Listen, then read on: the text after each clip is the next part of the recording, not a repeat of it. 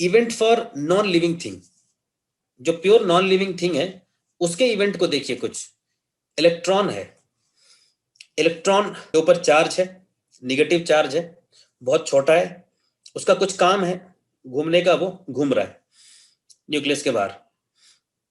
Nucleus है किसी atom का जो है पार्ट होता है न्यूक्लियस, वो अपनी जगह पे है, उसका कुछ काम है, वो कर रहा है। शुगर है, चीनी है, इसका काम है कि इसको आप यूज कर सकते हैं, इससे मीठा टेस्ट आता है, नॉन लिविंग थिंग है ये सब चीजें जो है। फार्मिंग है, खेती, ये नॉन लिविंग एक चीज हो गई।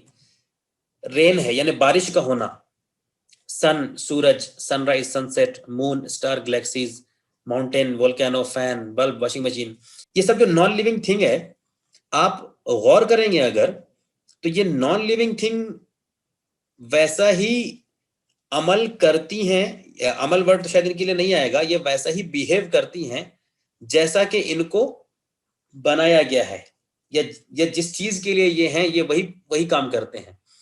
मिसाल के तौर पर इलेक्ट्रॉन के ऊपर नेगेटिव चार्ज है, तो अब ऐसा नहीं है कि इलेक्ट्रॉन जो है अपने एरिया से निकल करके बाहर हवा में घूमने लग जाता है और उसका नेगेटिव चार्ज खत्म हो जाता है। यानी उसके लिए जो प्रोग्रामिंग कर दी है अल्लाह पाक ने, ये उसी को फॉलो करता रहता है। न्यूक्लियस है, उसके अंदर जो पॉजिटिव चार्ज है, तो ये वैसे ही बिहेव करता है जैसा अल्लाह पाक ने उसको बना दिया है।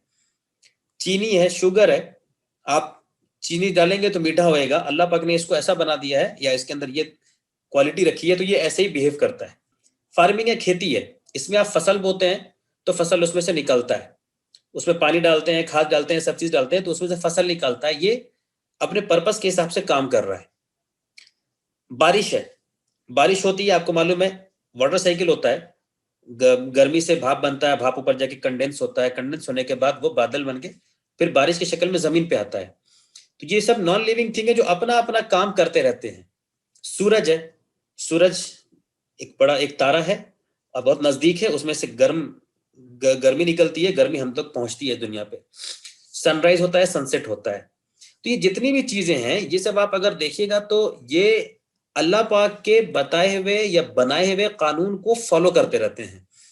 ये अल्लाह के बनाए कानून को तोड़ नहीं सकते। अल्लाह ने जैसा इनको बना दिया है, या अल्लाह ने जो क्वालिटीज इनके अंदर रखी है, या अल्लाह ने जैसा तय कर दिया है, ये वैसे ही बिहेव करते हैं। सूरज ऐसा नहीं कहेगा कि आज मेरी मर्जी नहीं है कि सवा आज मैं निकलूं। सूरज नहीं कहेगा कि अच्छा आज अभी मैं यहाँ पे हूँ, थोड़ा मैं जरा बहुत तेजी से दूसरी तरफ चला जाऊं।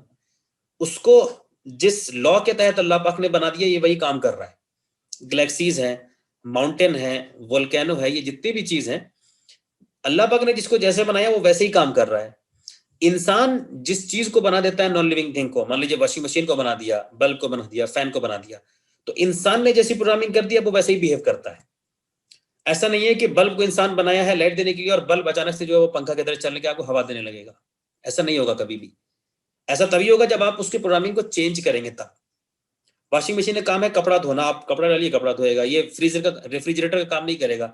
ऐसा नहीं है कि एक दिन जो है वॉशिंग मशीन सिर्फ जो है ठंडा कर रहा है कि नहीं सब आज जो है रेफ्रिजरेटर डे है। तो ये नॉन लिविंग थिंग जो होते हैं इनके जो भी इवेंट होते हैं, यहाँ पे ये अहम है समझने की बात, इनसे जुड़ा जो भी इवेंट होता है वो प्रिडिक्टेबल होता है। उसको आप प्रिडिक्ट कर सकते हैं, उसको आप जान सकते हैं कि ये कैसा बिहेव करेगा अगर आपने उसके कानून को समझा है। इस लाइन को बहुत ध्यान से समझिएगा। इंसान के अलावा जो भी चीजें हैं उसके बिहेवियर को आप प्रिडिक्ट कर सकते हैं, अंदाजा लगा सकते हैं कि ये कैसा बिहेव करेगा, प्रोवाइडेड कि आपने उसके कानून को समझा हुआ है कि इसको इसके फंक्शनिंग का कानून क्या है, लॉ क्या है। मिसाल के तौर पे आप ये बता सकते हैं कि कल सनराइज कितने बजे होगा। अब ये तो फ्यूचर की बात है, ये तो गैब की बात भी लगती है, ये तो गैब की बात है, लेकिन आप बता सकते हैं कि कल सूरज कितने बजे निकलेगा। आप सिर्फ कल का नहीं, आप अगले 100 साल बाद का भी बता सकते हैं कि आज से 100 साल बाद सूरज कितने बजे निकलेगा। आप 100 साल बाद के बता सकते हैं कि सूरज किस टाइम में सेट होगा। क्यों बता सकते हैं आप? इसलिए बता सकते हैं क्योंकि सूरज के राइज एंड सेट होने का जो लॉ है, जो कानून है, वो आपको मालूम चल गया। और सूरज चूंकि अपने कानून को फॉलो करने के लिए मजबूर है, इसलिए आप उसके बिहेवियर को प्रिडिक्ट कर सकते हैं। तो सूरज का निकलना और डूबना, उसी तरह ये चंद्र ग्रहण का होना, इक्लिप्स का होना, ये आप प्रिडिक्ट कर सकते हैं कि आज से कितने साल बाद होगा, इसलिए क्योंकि उसके कानून को आपने पढ़ा है, उसके कानून को आपने समझा है। तो नॉन लिविंग थिंग यानी इंसान के अलावा जो दूसरी मखलूक हैं, उनका मामला ये है कि वो they are bound by laws of Allah, वो अल्लाह के कानून को फॉलो करने के लिए मजबूर हैं, या वो फॉलो करते ही करते हैं, उनकी अपनी मर्जी नहीं होती कोई। अब ये जो मर्जी है, यही फ्री विल वाली बात आती है, जो हम लोग बाद में डिस्कस करेंगे।